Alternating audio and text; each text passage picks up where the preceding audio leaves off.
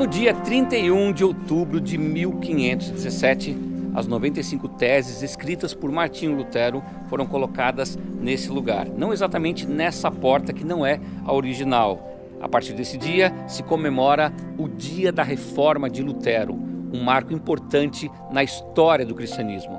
Agora, por que essa reforma aconteceu? Quais os interesses políticos da Igreja e do Estado naqueles dias? Qual o cenário da Europa? Quem estava envolvido nesse processo? Por que Lutero foi excomungado da Igreja Católica? Seria Lutero um santo reformador?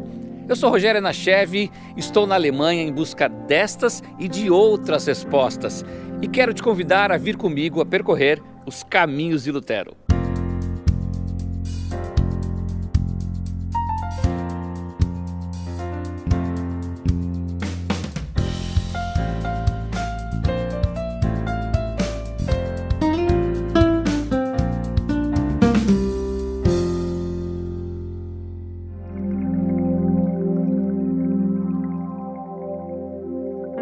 Um professor meu dizia que um texto fora do contexto é um pretexto para várias interpretações. Por isso, entender a Europa da época de Lutero é muito importante para que possamos compreender a sua reforma. Eu vou dividir a história em vários tópicos para facilitar o nosso entendimento. No campo geográfico, a Alemanha não existia naquela época. O que tínhamos na Europa eram centenas de pequenos reinos, principados, ducados e condados, dominados por vários impérios, e nessa região estava o Sacro Império Romano da nação germânica, como os alemães preferem chamá-lo. Na época de Lutero, o imperador era eleito pelo voto dos príncipes eleitores, que durante o império variavam de 6 a 10, e o imperador só tomaria posse após ser ungido pelo Papa, o que mostrava que no campo político havia uma grande relação de poder entre o Estado e a Igreja. No campo religioso, a Igreja era quem interpretava a Bíblia. As missas eram feitas em latim com o padre de costas, e a instituição Igreja Católica estava envolvida com 3 grandes preocupações: as indulgências, as santas relíquias e a venda de cargos para os nobres. Nesse cenário surgiram algumas pessoas que se opunham a estas ideias. Eles foram conhecidos como pré-reformadores, como Pedro Valdo, John Wycliffe e Ian Hus, que perdeu a sua vida lutando por seus ideais. No campo social, o feudalismo começava a dar sinais que acabaria, pois esse sistema consistia em que os senhores feudais ganhavam as terras do rei e os camponeses cuidavam de tudo em troca de um pedaço de terra para morar. No campo das ideias, o renascentismo veio para que as pessoas se tornassem mais críticas. Alguns pensamentos mudaram. Por exemplo, na época medieval, a fé é mais importante que a razão. No renascentismo, fé e razão são importantes. Na época medieval, Deus está no centro das atenções, teocentrismo. No renascentismo, o homem está no centro das atenções, o antropocentrismo. E por fim, no campo tecnológico, Gutenberg inventou a imprensa, considerada uma das mais importantes invenções de todos os tempos, pois colaborou ainda mais para uma Europa mais crítica, onde cada um podia ter o direito de ler e pensar. Resumidamente, o cenário na época de Lutero era esse. Já nos ajuda a responder algumas perguntas, mas eu espero responder todas até o final do programa. A data do dia 31/10 de 1517 é a data comemorativa das teses fixadas aqui nesse lugar, mas não é o início e nem o fim da reforma. A reforma foi todo um processo que durou anos, que nasceu no sonho dos pré-reformadores e que tomou forma no coração de Lutero.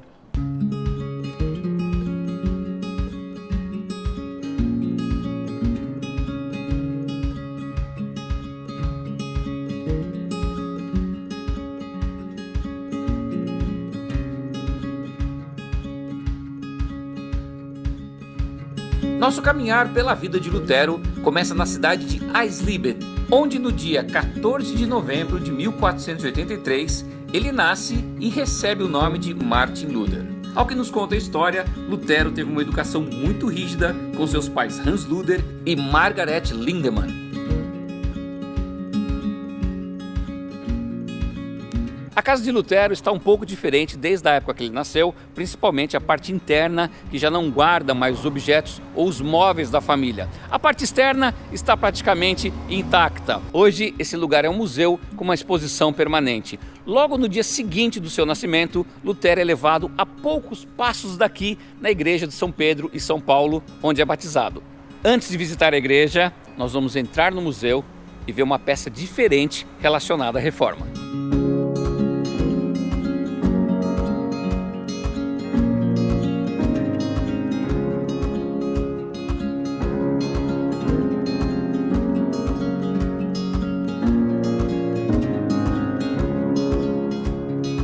No segundo andar da casa de Lutero, nós encontramos essa sala com muitas pinturas de pessoas relacionadas à reforma. Dentre elas, o próprio Martinho Lutero, Philippe Melanchthon e Frederico III. No final da sala eu encontro a escultura de um cisne. Agora, o que tem a ver um cisne com a história de Lutero ou a história da reforma? A partir do século XVI, o símbolo de Lutero era um cisne. Mas para a gente entender essa relação, vamos voltar alguns anos. 1415, um dia em que o pré-reformador tcheco Jan Hus foi sacrificado, foi queimado. A palavra Hus significa ganso. Hus diz o seguinte antes de morrer: hoje vocês estão cozinhando um ganso, mas virá um cisne que será impossível de vocês assá-lo. Dentro do coração de Jan Hus já existia o sonho de que nasceria um grande reformador. Nesta exposição na casa de Lutero, encontramos muitos documentos e escritos originais, impressos e de próprio punho de Lutero e seu fiel amigo Philippe Melanchthon. Como disse, a parte interna perdeu sua forma de quando a família Luder vivia aqui, e este lugar se tornou patrimônio histórico desde 1817, conforme esse documento que vemos na casa. Agora é a hora de visitar a igreja onde Lutero foi batizado.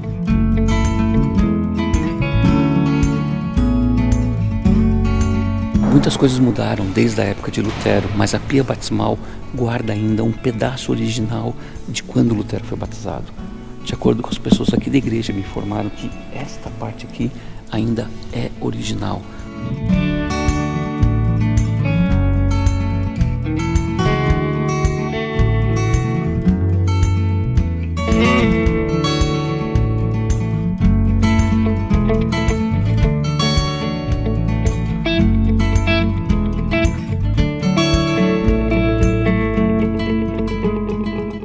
Agora, o fato é que essa igreja é a única no mundo que eu conheço, pelo menos, que tem 2 lugares para as pessoas serem batizadas. Eles podem optar tanto pela aspersão como pela imersão. Quando Lutero tinha apenas 1 ano de idade, os seus pais resolveram mudar de Eisleben para Mansfeld, para onde eu estou indo agora. A família de Lutero chega a Mansfeld sem muitas posses. Seu pai começa a trabalhar com mineração de cobre, profissão que teve até o final da sua vida. Essa foi a casa onde a família se estabeleceu e Lutero viveu neste lugar por 12 anos. Aqui Lutero experimentou uma educação muito rígida dos seus pais, que sempre o educaram conservadoramente dentro dos preceitos da religião.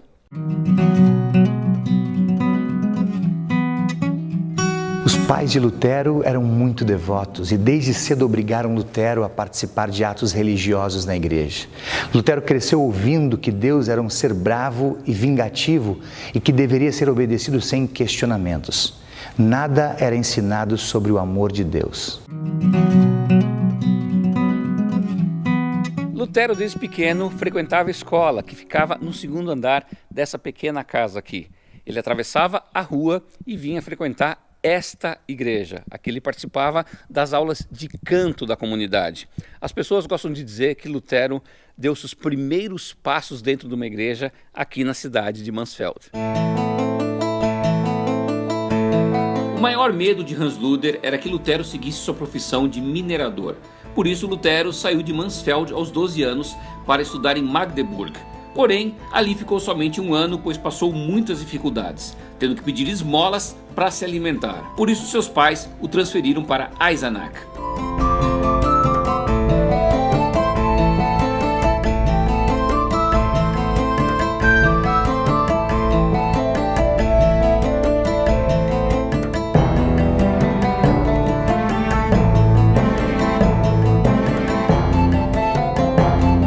Em Eisenach, Lutero veio morar com os seus tios, parentes da sua mãe. Infelizmente, passou muitas necessidades por aqui. Tinha que sair à rua pedindo por sua própria comida.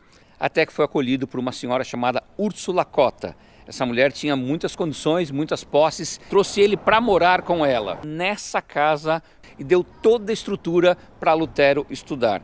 O pai de Lutero prosperou e não queria nem de perto que Lutero tivesse a sua vida, uma vida de minerador. Por isso investiu nos estudos e enviou Lutero dessa cidade até Erfurt.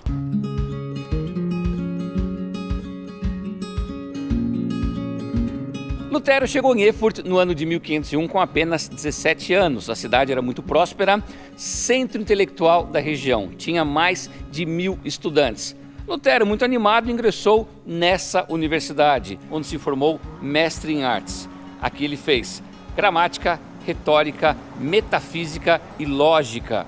E depois se formou doutor em filosofia. Mas o seu pai ainda não estava satisfeito com tantos títulos que Lutero tinha. Ele queria que Lutero fosse um advogado. Lutero ingressou no mesmo ano no curso de Direito, mas mal sabia o seu pai que ele ficaria apenas 6 meses estudando essa matéria.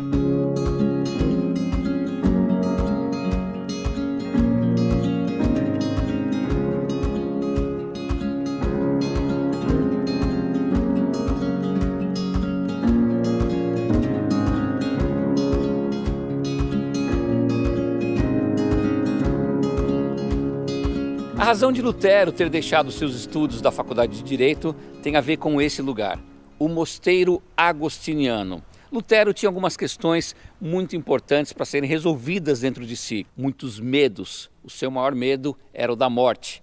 A situação se agravou quando Lutero estava retornando da casa dos seus pais em Mansfeld. Era o dia 2 de julho de 1505. No caminho, a cerca de 10 quilômetros aqui da cidade, começa uma enorme, forte tempestade. Lutero não tinha para onde correr, não havia abrigo. Chuva, trovões e raios era o que cercava Lutero naquele momento. Com muito medo da morte, Lutero se ajoelha e faz uma oração para Santana, a mãe da Virgem Maria. Santana, se você me salvar, eu me tornarei um monge. Sua oração foi ouvida. No dia 17 de julho de 1505, Lutero entra nesse convento. Não existe nenhum registro histórico de que esse relato realmente tenha acontecido. Algumas pessoas acham que Lutero quis convencer o seu pai, provar que ele tinha que sair do curso de Direito e entrar no mosteiro. Afinal, sua oração foi para Santana, a padroeira dos mineradores, profissão do seu pai. Mas o seu pai não ficou nada satisfeito com isso, e muito menos os seus amigos. Mas Lutero não hesitou, entrou no mosteiro.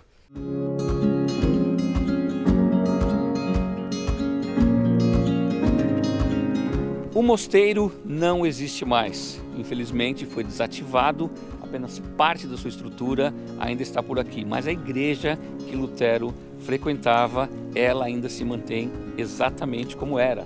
Está aqui na minha frente.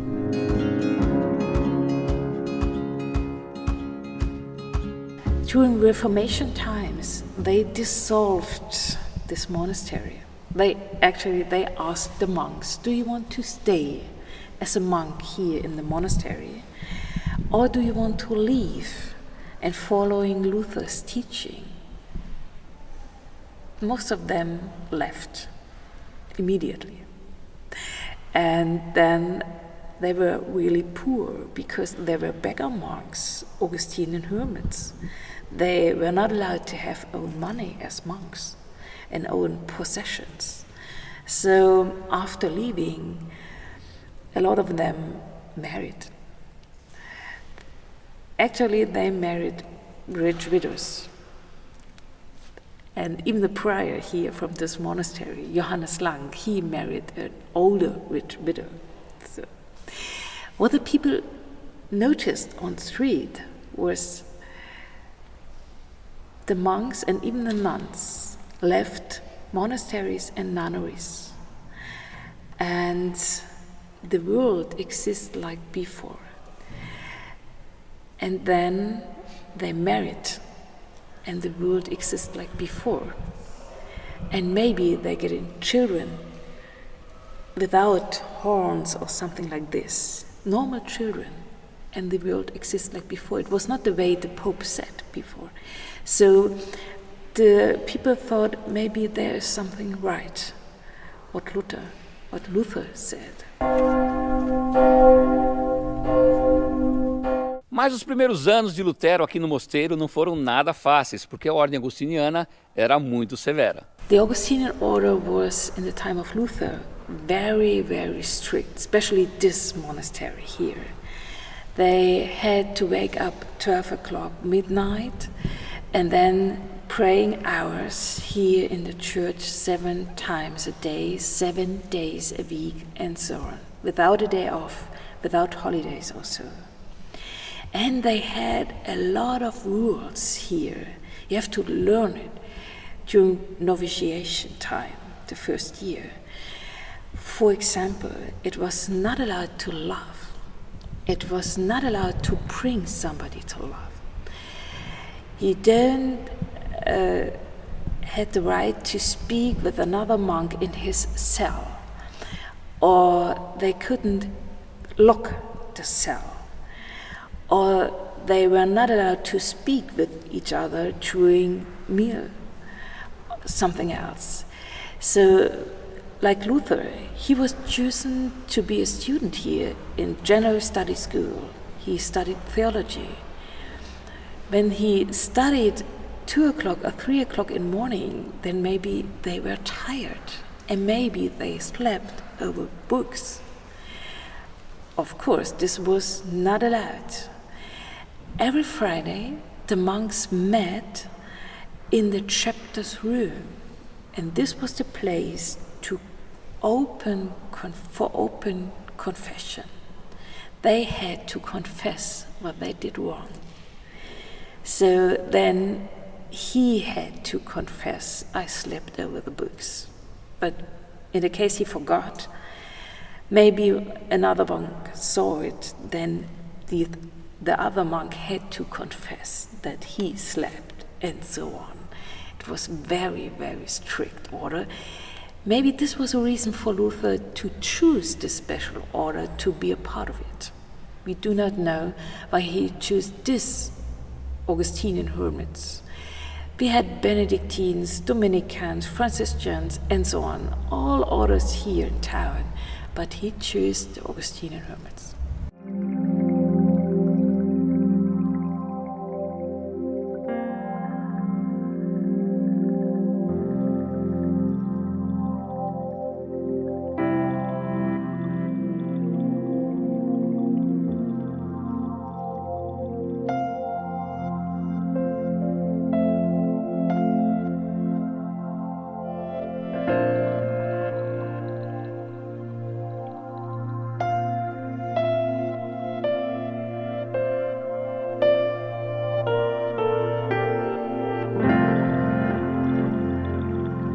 Ao ingressar aqui no mosteiro, Lutero se torna noviço.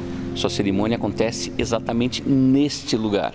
Aqui ele se deita num formato de cruz, se entregando de corpo e alma. No ano seguinte, em 1506, ele se torna monge, é ordenado monge. E em 1507, ele realiza a sua primeira missa.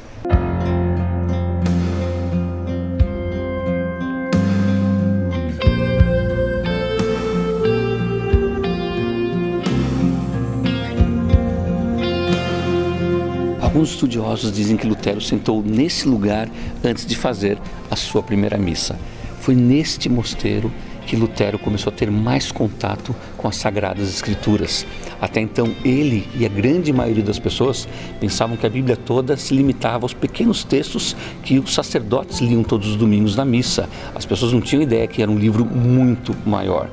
Lutero desenvolve um hábito de leitura diária desse livro.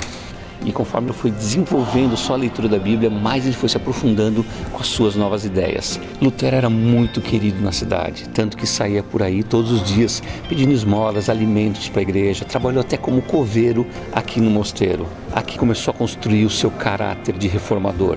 Foi aqui que nasceram as primeiras sementes da reforma.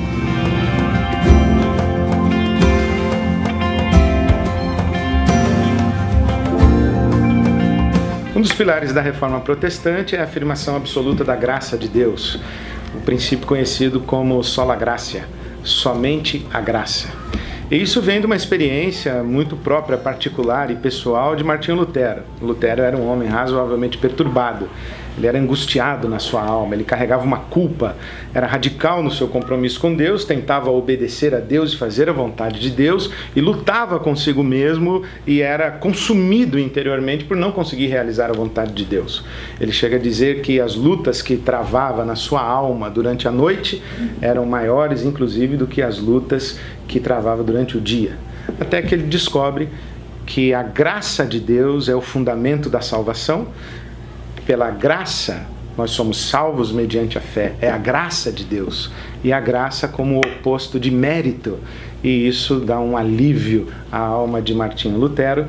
Deus é o responsável pela salvação do início ao fim. E Ele dá a salvação como um favor que ninguém merece.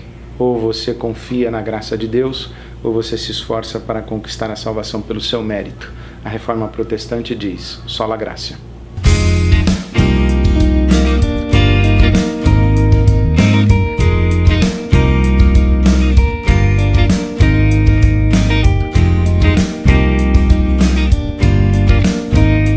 A ordem de Lutero era muito rigorosa e severa, mas não por isso era menos rica. Tinha bons patrimônios, incluindo uma cervejaria desde o ano 1328. Peraí, parece um pouco incoerente essa história, né? Na realidade, a cerveja sempre foi algo muito importante para os monges, era considerado como o pão líquido. Vamos pensar que na Idade Média a água não era potável, era muito difícil você encontrar água de boa qualidade. Por isso que o líquido que eles sempre bebiam era a cerveja.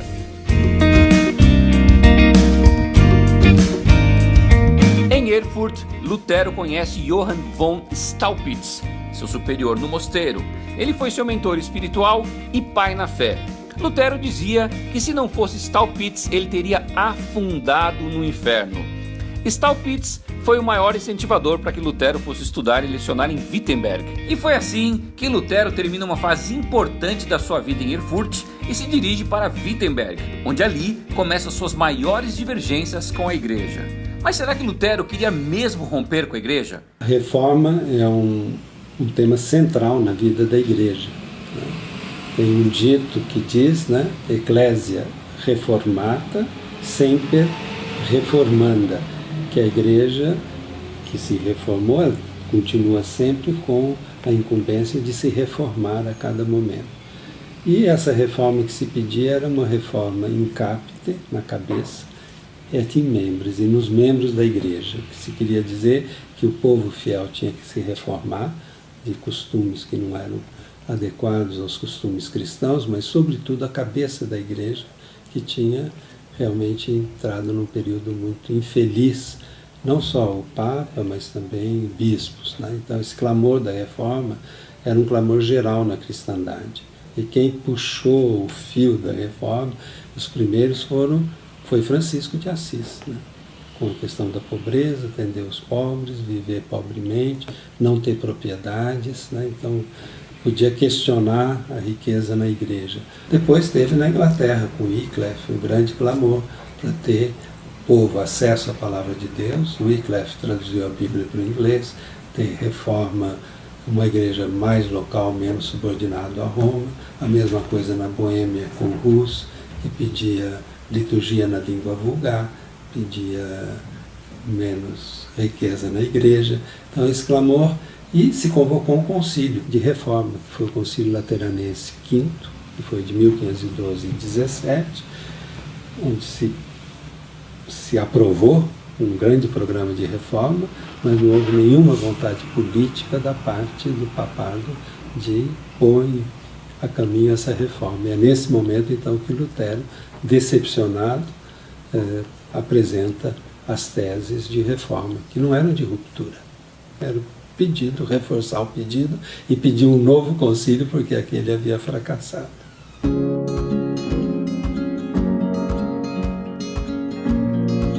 Quanta história já aprendemos sobre Lutero e estamos apenas no começo. E no próximo programa vamos estar em Wittenberg com muito mais histórias da Reforma.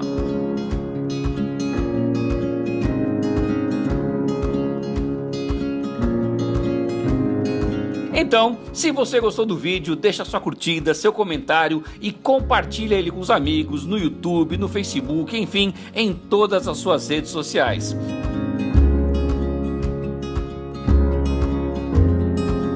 E agora é hora de você se inscrever no canal, acionar o sininho e se quiser ver mais vídeos do meu canal, clica aqui na playlist.